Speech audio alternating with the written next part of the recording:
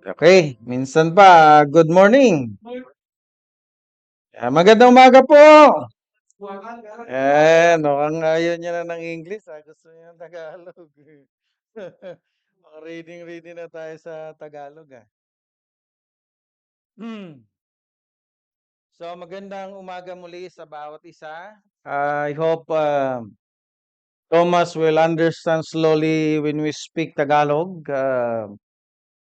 Of course, ang ating panalangin, gaya ng panalangin kanina ay we will be in TEC sanctioned by the government, and this is what the healthy church wants. Kaya we keep on praying for that. And in my personal level, I talk a lot of people that they will join us, lalong-lalo na sa mga Pilipino, uh, that they are looking for a healthy gospel-centered church. So bago tayo magpatuloy, let us come to the Lord in prayer. Our Father, thank you for the opportunity that we are here hearing faithfully your words. Grant us understanding as we read, study this wonderful book of Colossians, and give us conviction as we meditate, memorize the riches of your grace, gospel truths, that forgiveness is found in Christ alone, that we may live worthy in a manner pleasing to you, being strengthened our faith in you, mature our love to brethren, and steadfast in our hope, as it is being clearer and clearer by the ministry of your Spirit that works in us. Grant us a thankful heart with a right prayerful attitude. In Christ we pray. Amen. So ang Colossians po ay sinulat, of course, primarily by God through Apostle Paul. Sino ang nagsulat ng Colossians? Si Pablo at ang Diyos. Diba? That is both true. Of course, it is according to the name of the city at Colosse. So, for these coming weeks, we will be looking at Colossians, or book or epistles of Colossians. So, I humbly request to keep on reading this book. So, praise the Lord. I think I read this several times as I keep on looking at the richness of God's instruction for us believers. So, yun po yung ating magandang laging gawin for these coming days. So, Colossae, where the church was located, this epistle is read according to Paul to every church neighboring at Laodicea. Makita natin yan sa chapter 4, verse 16. So, instruction is not only for Colossians church, but also for other churches. And when this letter has been read among you, have it also read in the church of the Laodiceans, and see that you also read the letter from Laodicea. So, I invite you, just focus on looking our Colossians manuscript as we continue. So, what I did is, we try to look it verse by verse para mas maliwanag, makita natin ang esensya ng characteristics ng isang church. Unanimously, actually, walang opposition this epistle. Epistle was written by Paul. It is clearly in verse 1. Paul, an apostle of Christ Jesus, by the will of God, and Timothy, our brother. And even we can read that in verse 23. the same chapter. Sabi diyan, if indeed you continue in the faith, stable and steadfast, not shifting from hope of the gospel you heard, which has been proclaimed in all creation under heaven, of which I, Paul, become a minister. Fast forward, to conclude, in chapter 4, verse 18, this is Paul said, I, Paul, write this greeting with my own hand. Remember my chains, grace be with you. So unanimously, walang masyadong controversial. There's no controversy about the writing. This is written by Paul. Even the New Testament churches ay nagkakaisa. The early church profoundly confirmed even the key figures as Irenaeus, Clement of Alexandria, if you really like to look at who is these people, Tertullian, Origen, and Eusebius, they confirm unanimously indeed this is written by Paul. Colossae was a city in Pergia, in the Roman province of Asia. This is part of modern Turkey. So mahalaga ito sa ating kaunawaan dahil Turkey is just near in this area. Approximately 100 miles or 160.9 kilometer east mula sa Ephesus, in the region where the seven churches nabanggit doon sa Revelation chapter 1 to 3.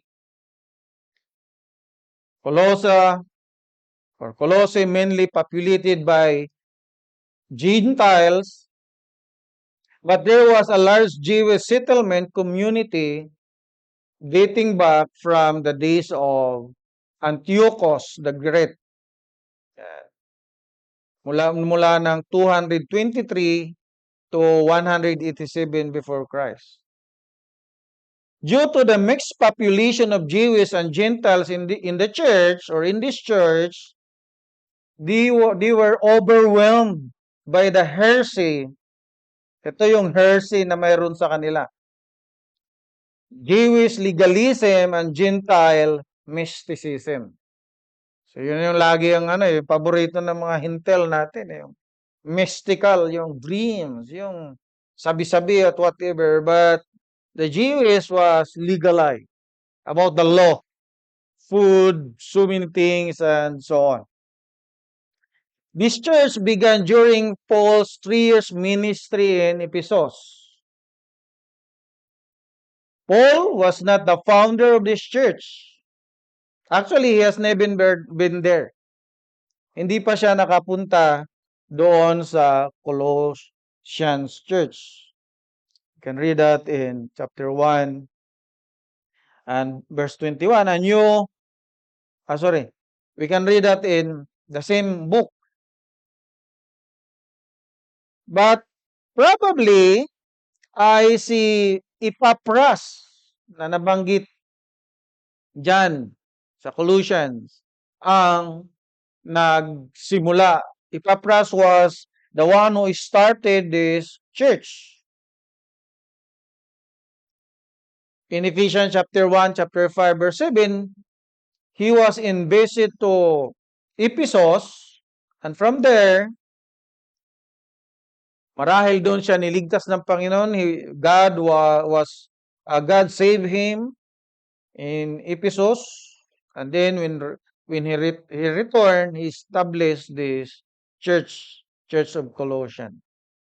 This was written sometime between 60 and 62 after the death of Christ, when Paul was in prison at Rome. Babasa po natin ang detalye niya sa Acts chapter 28, verse 16 to 31. Please note that there was a lot of heresy where Epaphras was so concerned that made him a long journey from Colossae to Rome, where he met Paul, probably Paul was in prison. So dagdagan na lang natin next time what are the heresies in Colossians sa panahon nila, which is hanggang sa atin ngayon. This is always a heresy in every churches. Now, ang ilang sa mga noticeable theological themes in these books are the deity of Christ. That's where we are looking at in chapter 1, verse 15 to 20 next week. And we can jump little in chapter 2, verse 2 to 10. Reconciliation, which God reconciled sinners to Him. In chapter 1, verse 20 to 23. Election, forgiveness, nature of the church, and Paul also highlights it refutes the heretical teaching that threatened the Colossian church in chapter 2. Pagpunta natin doon. So, yun ang ilang. So, partly, today we can look at the nature of the church. Ano ba talaga ang nature, katangian, o ang isang katangian ng church, one of the characteristic of the church being thankful and prayerful. So, as I said, we will add little by little next week sa most simple introduction kung ano ang book ng Colossians. Sa ngayon, our title, I make the title Believers' Thanksgiving and Prayer. Actually, this is Paul's Thanksgiving and Prayer. Ito yung pinaka magandang tingnan natin as the main point.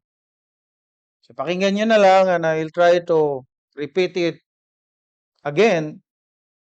Believers are thankful to the Father for what He has done. He has qualified them to share the inheritance of the saints, delivered from the domain of darkness and transferred to the kingdom of His beloved Son, in whom they are redeemed and forgiven all their sins, prayerfully asking the Father to be filled with the knowledge of His will in all spiritual wisdom, to walk worthy and fully pleasing to Him in faith, love, hope, and good works, with the love of the Holy Spirit, grounded by the gospel of grace. So yun po yung pinaka-summary ng why we are thankful and prayerful to God. So in verse 1 to 2 is the normal greetings of Paul. So ito yung lagi nating napapakinggan sa mga greetings, salutation ni Paul. But actually, we can learn a lot why Paul keep on doing this kind of greetings. I'll read it. So point number 1 is greetings and salutation, and number 2 is believers' reasons of thankfulness and prayerful. Yan yung ating titingnan. So look at in your Bible again in verse 1 to 2. I'll read it for us as it was read a while ago. Paul, an apostle of Christ Jesus, by the will of God, and Timothy, our brother. Now, Paul emphasizes immediately he is an apostle. Apostle is a messenger of Christ. Where Christ is his master. Wherever Christ send him, Paul will go. That's the work of the messenger of Christ. And we can note also that being apostle, he said, apostle of Jesus Christ by the will of who? the will of God. It is not just the will of Paul, but it is by God. We can understand that clearly in Galatians chapter 1 verse 1 sa pagsulat ni Paul.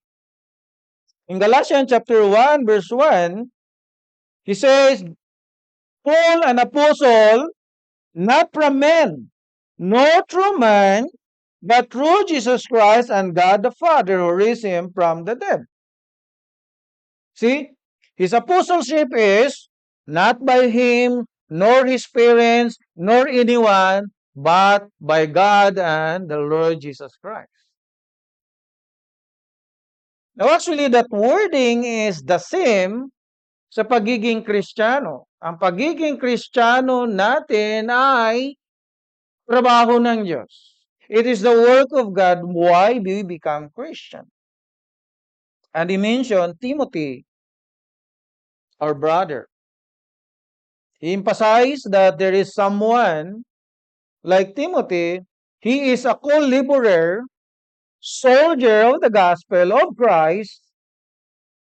And actually, in other passages, Timothy is a true child in faith of Paul. So isa ring magandang makita natin in greetings Paul, there is always people, disciples that we can trust. Yan. So this epistles address to the saints in verse still 1. To the saints. Well, saints primarily ay those who have been separated from sin and set apart to God.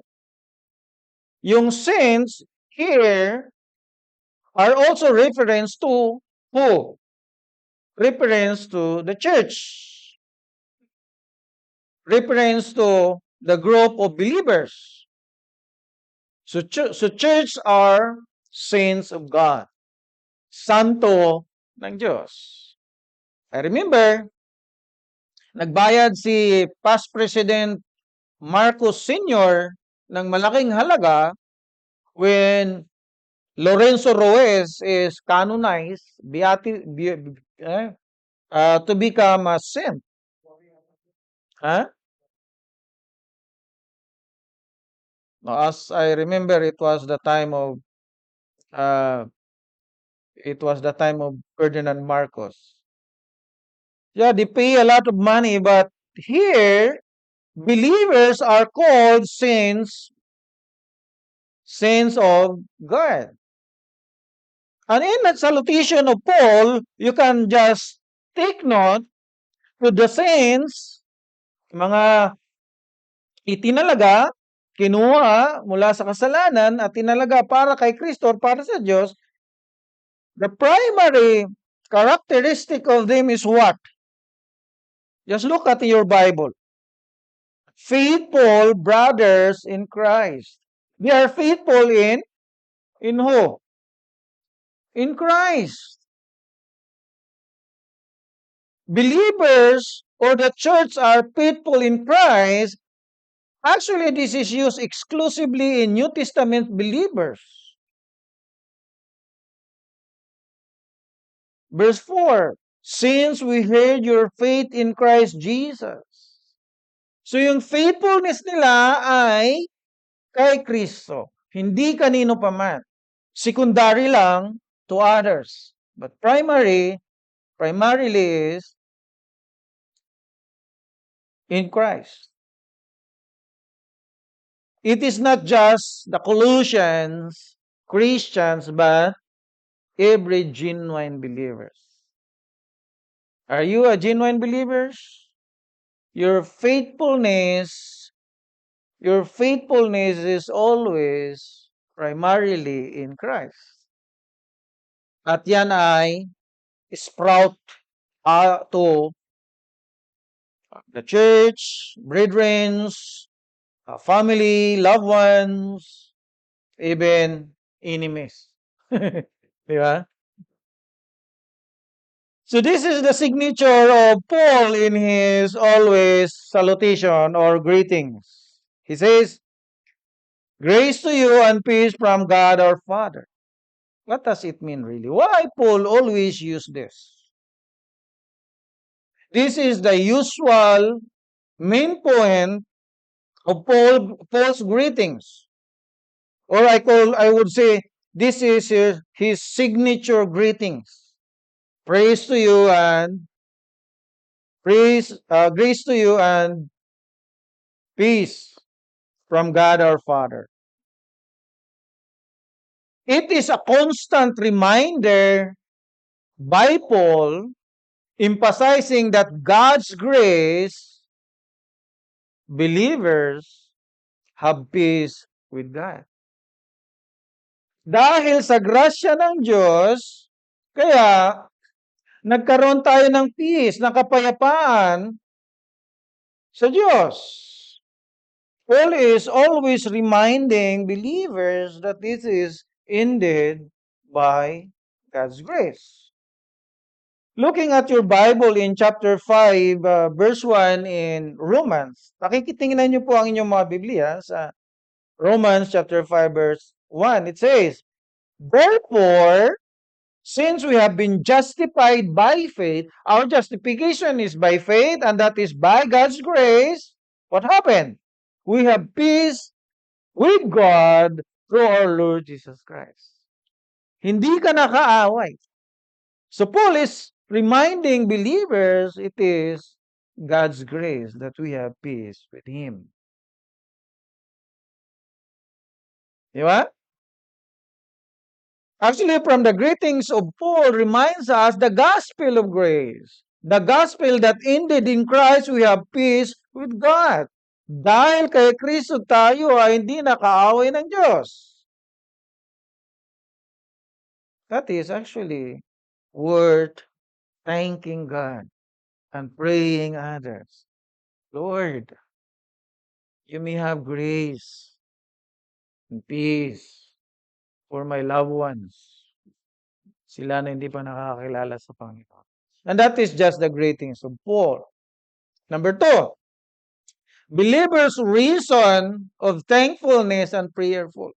Ano pa yung mga rason mo? Bakit ka maging laging nagpapasalamat sa Panginoon at lagi kang nananalangin? Ano ba ang mga rason na ito? Paul teaches us here what he is doing. So, number 2, point number 1, let us look at the source. The source of Paul's reason. Verse 3. We always thank God and the Father of our Lord Jesus Christ when we pray for you. God the Father and Lord Jesus Christ. This designation was often used to show that Jesus was one in nature with God. The same with the true Son to His Father. It was the affirmation of Christ's deity. Di ba? So pag nababasa natin na God the Father and our Lord Jesus Christ, magpapakita lamang ito ng iisang nature ni Kristo at ng Diyos. Katulad ng tatay sa kanyang anak. Affirmation na siya nga ay Diyos. Yun yung that is the next preaching we will be looking at next week. So please, read your Bible. In Colossians, you will see, the more you read, the more you are ready, the more you understand, and the more the Lord will grow your faith. Okay? So, the source of that grace and peace is from the unity of Father and Son, where Paul, an ending source of his thankfulness and prayer. We give thanks always to God. Di ba? when we pray. So thanking God for His gracious deeds to every saints in Colossae, while they keep on praying to them. Alam niya na only the Lord can move things for them. Second is believers' spiritual growth. Tutuwa si Paul na lumalago ang mga mananampalataya. Since we heard your faith in Christ Jesus and of the love that you have for all the saints. Amazing. Naririnig ba ang pananampalataya? Can you hear the faith? Huh? Of course not. But here, Paul says, because we heard your faith. Here means there is a clear evidence of active saving faith. Diba? They keep on trusting Christ even in the midst of heresies. Nakikita that they are really a believer of Christ.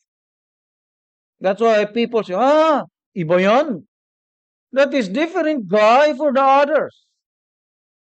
They don't believe these heresies. They stand firm about Christ. So yun yung way of hearing their faith. And it says, your love for all the saints. One of the visible fruits of true saving faith is love for fellow believers. If someone says, I have faith in Christ, praise the Lord. How we can see that, how we can hear that? By loving our fellow believers. Paul also said about the hope in verse 5. The hope laid for you in heaven. This trilogy of virtues, actually. Faith, love, and hope. Tinawag ito ni Paul na trilogy of virtues. Ito ay pagpapakita ng isang maliwanag na spiritual growth of believer. Paul is thankful for God, prayerful to them. The hope laid for you in heaven. Believers' true saving faith is inseparable to their living hope that is secured in heaven. Hindi po pwede na I have faith and love and then your hope is, ano na kaya mangyari sa akin? I don't know what happened to my life. No. It is more clearer as I pray a while ago, clearer and clearer as we see the glory of Christ. Actually, Peter make it clear in chapter 1, verse 3 to 5. I'll read it for you. Blessed be the God and Father of our Lord Jesus Christ, according to His great mercy. He has caused us to be born again to a living hope through the resurrection of Jesus Christ from the dead, to an inheritance that is imperishable, undefiled, unfading, kept in heaven for you, who by God's power are being granted through faith for salvation ready to be revealed in the last time. We have a living hope that our inheritance will not fade, will not go away. And that is, Paul is saying, this is the source of my thankfulness. It is God really cause growth, their faith, their love, their hope. Number 3 reason of Paul thankfulness or believers for us actually is the gospel. In verse 5, of this you have heard before the word of truth, the gospel. Well, in Greek means good news, mabuting balita. Sa isang classical Greek, to express the good news of victory over battle. Sa isang mabuting balita na tayo ay nanalo. Si Brother Roy nga, tuwan-tuwa na nung tinalo ng Gilas Pilipinas ng Latvia. How much more if Philippines will win over China? Diba? Well, late Senator Miriam Santiago, are you kidding me? If Philippines will beat China, we will be poor. Why? Where we will put Chinese in our prison cell? How we will feed Chinese? But here the good news is the gospel is the good news of Christ's victory over Satan, sin, and death. Diba? That is, Paul is, wow. It is indeed when you hear the gospel which come to you and indeed in the whole world, and it is bearing fruit. In verse 6. Diba? The effect of the gospel to them, the same to others. There is changes. There is radical changes in faith, love, as well as in their hope. The gospel when being preached, the gospel was not intended to exclusive group of people only. It is the good news to the whole world, all countries, whatever their geographic, ethnicity, cultural. The gospel has no political boundaries. It always, as Paul says, bear fruit. Huh? Look in the Bible. It is bearing, it is bearing fruit and increasing. At it does among you, since the day you heard it and understand the grace of God. Bearing fruit, this refers to the saving effect of the gospel. The gospel preaching and to the growth of the church. So, ang pagbubunga ay tumutukoy sa epekto ng kaligtasan sa patuloy na pagproklama ng mabuting balita at sa paglago ng church. That's why we are growing, because we know we keep on singing, reading, discussing, living out the gospel. Now, in verse 7, Paul source reasons of his thankfulness and prayer the same with us believer because of Epaphras, because of leaders. Epaphras, he says, just as you learn it from who? From Epaphras, our beloved fellow servant. He is a faithful minister of Christ in your behalf. Leaders, Epaphras, most likely the founder of the church in Colossae. Right? Ano katangian ni Epaphras? He is the faithful minister of Christ on your behalf and has made known to us your love in the Spirit. In verse 8. Yan. That is you, Colossians. Your love in your brothers because you love the Spirit.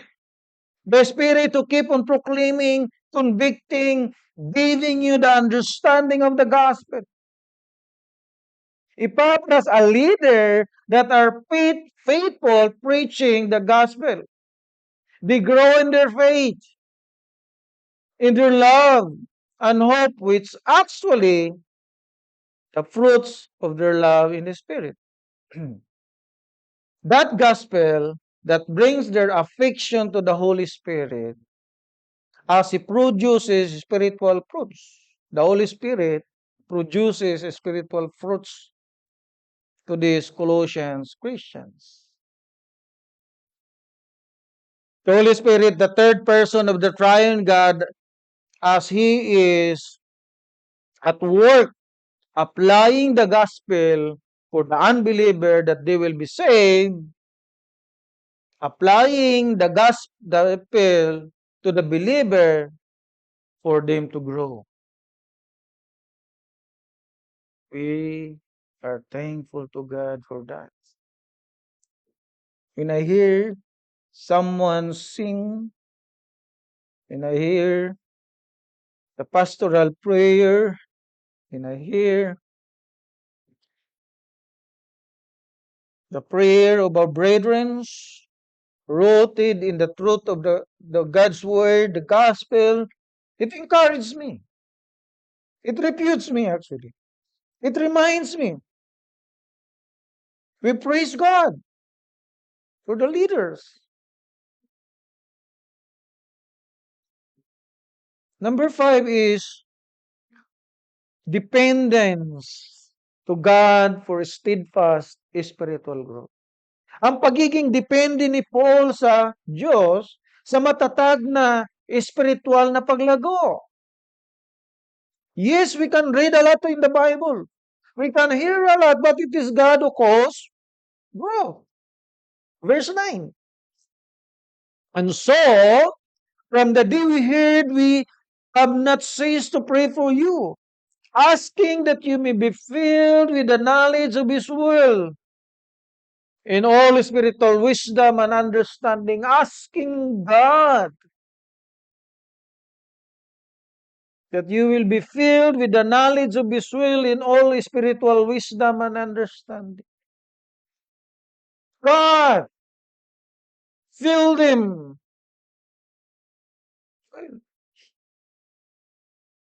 By the way, we have published the new updated members directory.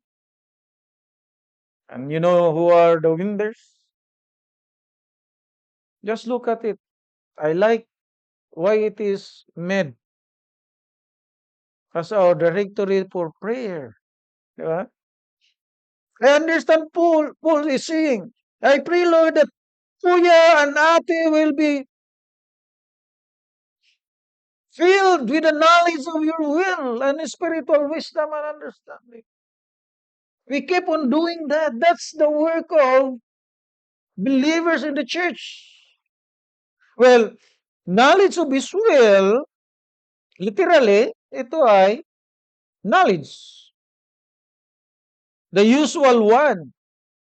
Pero, in this sense, with added proposition that intensify its meaning.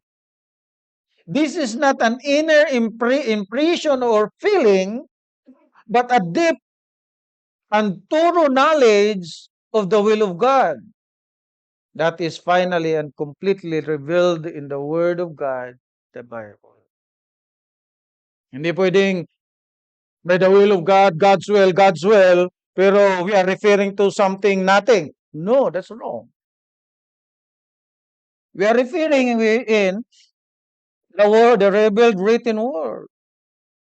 So that is why we believers are quoting the will of God in the Bible, not by God's will, but referring to non-revealed will. We are referring always in the Bible. That's why we keep on what? Reading, hearing, studying, meditating, and memorizing God's word. That is the clear knowledge of God's will. Recently, I just have a little discussion with some of my cousin. Is trying to look for a work. Bro, by God's will, what do you mean by keep quoting by God's will? It's the will of God for you to have work. Just keep on applying. Hindi yan mystery na God's will. It is clear biblically that we will have our work. Sabi ko sa kanya, make sure lang na tama yung na-applyan mo. Baka mamaya piloto yung na-applyan mo. Ang hiring, driver lang pala.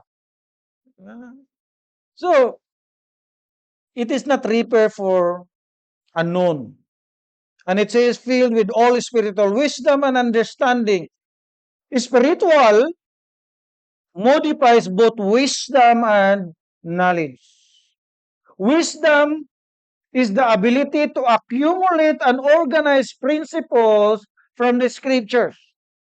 Ayan, magiging maalam na to si Robert Marunong na mag-organize ng kanyang kaisipan, mga prinsipyo mula saan? Sa Biblia.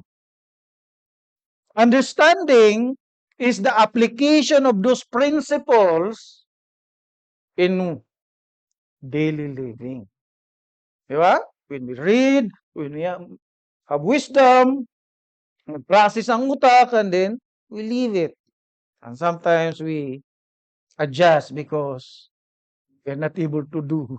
Lord, hindi ko na naman nagawa. So, Paul's reasons in keep on praying is that he is sure that God can fill them the needed knowledge, wisdom, and understanding of His will for their spiritual walk. Galing ano? Sometimes we are just roaming around, thinking around, what can I pray for, brother? Wala na yata akong mapag-pray sa kanya kasi, no, we keep on praying the same as what Paul is praying. In verse 10, it says,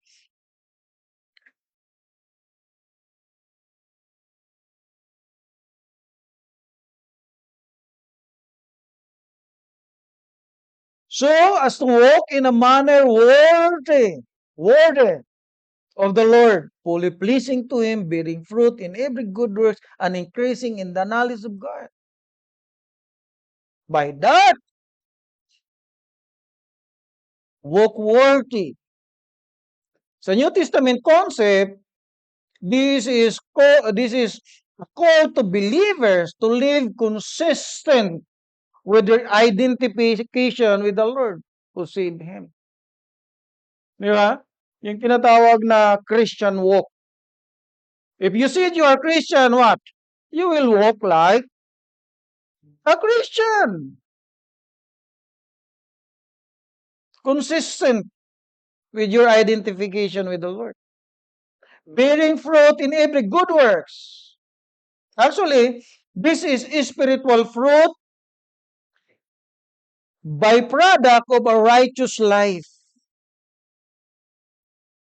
Biblically, it is identify spiritual fruit as leading people to Christ. Matthew chapter 5 verse 16, let your light shine among men, that they will see your good works. Hindi lang yan good works, that they will see na mayroon kang pagbabagong buhay. There is a changed life that people lead to Christ.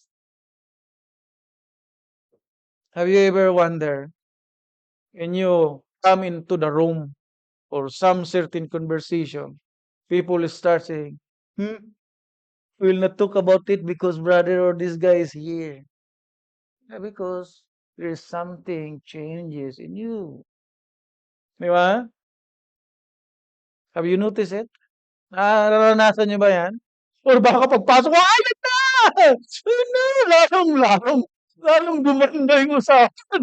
Yun pala, ikaw. I am sometimes the leader of some good jokes. And they like my jokes. But not in other way around. Bearing fruit in every good works is also praising God in Hebrews chapter 13 verse 16. It is the fruit of our lips giving thanks to Him. Hebrews said, through Him, through Christ, dahil kay Kristo, tayo ay meron ng laging pagpupuri sa Diyos. And actually giving money. Praise the Lord for this church. We are few. But I keep on praying that we will become more. Giving of good works is giving money. In Romans chapter 15, 26 to 28, sabi ni Paul, ang inyong mga binigay sa akin, Naipadala ko na. Giving is not a big deal for believers. Ito ay bunga. Living in a godly life and displaying a holy attitude. That is all meant in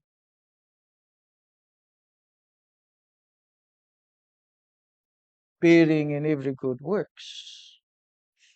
And even he said, be increasing in the knowledge of God. Spiritual growth cannot occur apart of this knowledge. The evidence of spiritual growth is deeper love for His words, a more perfect obedience, a strong doctrinal foundation, a standing faith, and a greater love for other. Yan yung increasing in the knowledge. Verse 11, as almost done, being strengthened with all power according to His glorious might in all endurance and patience with joy. Strength with all power according to His glorious might. The spiritual power is a mark of every Christian who submits to God's words and Holy Spirit. It is not reserved for a special class Christian, but for every believers who submit God's word and the Holy Spirit. So, this strength for all who discipline their minds and spirit to study the word, understand it, live by it, although the physical body is aging and wearing, but the spiritual inner being is growing stronger through the Holy Spirit by His words. The Holy Spirit will energize, revitalize, and empower the obedient, committed believers. And in all endurance and patience, this term is closely related and referred to the attitude one has endured during trials. Patience, referring most sa enduring difficult circumstances.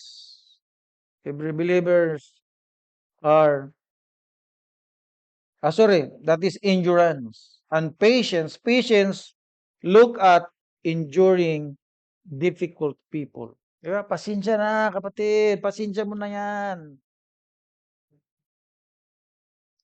Number 6 is all reasons of of thankfulness and prayer as we as believers is always giving glory, glorifying God in Christ. Giving thanks to the Father who has qualified you to share in the inheritance of the saints in light. Always going back to the source, to God, giving thanks to the Father who has qualified you. Qualified means to make sufficient, to empower, or to authorize. All believers are qualified. But actually, all people are actually qualified to receive the wrath of God. But in Christ's finished works, He has qualified us to the inheritance. Praise the Lord. Inheritance, of course, literally ito ay lote or lupa, portion. Actually, biblically, inheritance that every believer receive a portion of the total divine inheritance God has. We are co-heirs actually with Christ. Kung ano meron si Kristo, meron din tayo in terms of inheritance. But of course, in terms of lordship, in terms of being a perfect man, we are very far. And actually, Paul is saying, in light, inheritance of the saints in light. This is referring to the scripture, referring to intellectually as divine truth, and morally as divine purity. The saints' inheritance exists in a spiritual realm of truth and purity where God Himself dwells. Literally, synonyms ito ng God's kingdom. And Paul says, He delivered us in verse 13. He delivered us from the darkness and transferred us to the kingdom of His beloved Son. The word deliver us, God drew to Himself a group of people. This is referred to the believer's liberation by God from the Satan's kingdom, where darkness and evil. In contrast, in God is light and purity. Kingdom basically a group of people ruled by a king. But I think Paul is not only referring here the earthly millennial reign of Christ, but the everlasting kingdom speak to the realm of salvation which all believers live in current and eternal spiritual relationship with God under the care and authority of Jesus Christ. It says, His beloved Son delivered us from the domain of darkness, transferred to us in the kingdom of His beloved Son. Wow! Paul is glorifying what God has done in Christ. The Father gave the kingdom to His Son. His Son He dearly loved. This is actually His expression of His eternal love to Christ. That means that every person the Father chose, calls, justified, is a love gift from Him to Jesus Christ, God the Son. Di ba? Tayo yung mga rusas na binibigay ng Diyos Ama sa Kanyang bugtong na anak. That's why Jesus is lovingly saying, Father, yes, I'm willing to be dead, died at the cross of Calvary because I love you. And His love to the Father, He loves the gift of the Father. The Father delivered us from the domain of darkness. That's the reasons of why we are thankful and we are prayerful. The forgiveness of sin, to pardon or grant remission of the penalty of sins. This forgiveness is so wonderful. Why? Because all of our sins were forgiven. Dahil ang lahat ng ating kasalanan ay pinatawad. Ay hindi na kailanman paparusahan. Chapter 2, verse 13. And you were dead in your trespasses and in your uncircumcision of your flesh. Patay kayo sa inyong mga kasalanan. What happened? God made alive together with Him, having forgiven us all our trespasses. Jesus paid it all. All. The past, present, and future sins of believers were paid all. That's the source of why we keep on. That's what I like the songs we are singing. Huh? Come on, man. Don't be just lousy standing and just pagka, ano na nga yung, ano yung ating paborito nga, I did it my way. Di ka itudo. I like the way we sing. Ah, sing it heartily. Hindi yung lousy na parang, actually, I like yung mga Got Talent. Kasi binibigay nila ang kanilang for the 1 million dirhams just for them to be noticed na they are a good singer. We don't want to be that much good. We need to be just be clear. We're declaring that we are forgiven. Muna natin yung tono. Talaga eh, base talaga eh. Gagawa natin, base talaga eh. Di ba? Hindi talaga tayo pang lead singer. Pang ano lang tayo, pang congregation. But these are the reason we are thankful to God. We are prayerfully doing this. Lastly, he said, that's the source. Glory in God. Glory in God. Glorifying God in Christ. In whom we have redemption, the forgiveness of sin. We praise the Lord. This is the reasons we have.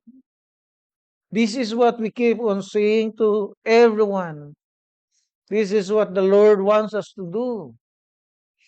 This is the believer's reason of thankfulness and prayerful.